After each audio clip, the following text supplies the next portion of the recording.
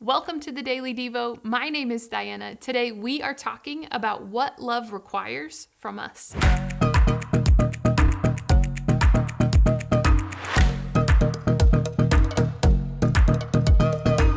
Andy Stanley, he's a pastor in Atlanta. He once said this question: what would love require of me? He said, what if we started asking ourselves the question, what would love require of me? What do you think about that question? Well, in this Devo series, we are looking at stress in relationships and what the Bible might have to say about it.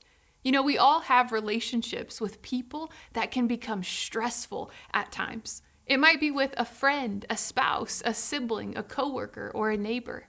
What might it look like for you and me to think about how we want to show up in those stressful relationships?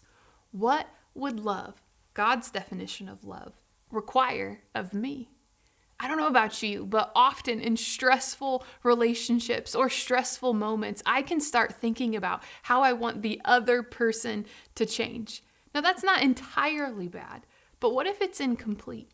The only person that I can really change is me. My thoughts, my beliefs, my actions.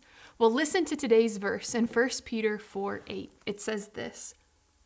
It says, above all, love each other deeply, because love covers over a multitude of sins. I'd encourage you to go back and read the whole chapter today. But for today's Devo, what if love, God's love, got to be our guide for how we show up in our stressful relationships? What would this require from us? What if God's love was our example, our way, our power? First, it might require us to get curious about what God's love is like. And we can do that by reading through one of the Gospels about Jesus. Maybe go back and read through Mark or John and say, Jesus, what does your love look like? Try listening to it today and look at the words of Jesus and see what you learn about love.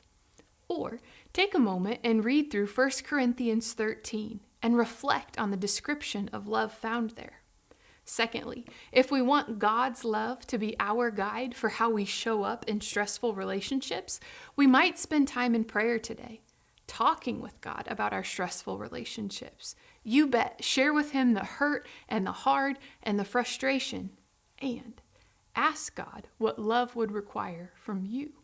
Ask Him what He thinks about you, and ask Him what He thinks about Himself, and in the situation, and ask God for guidance on the way forward. Third, what if in your stressful relationships, you ask a mature follower of Jesus what love would require of them in the similar context? Wonder together.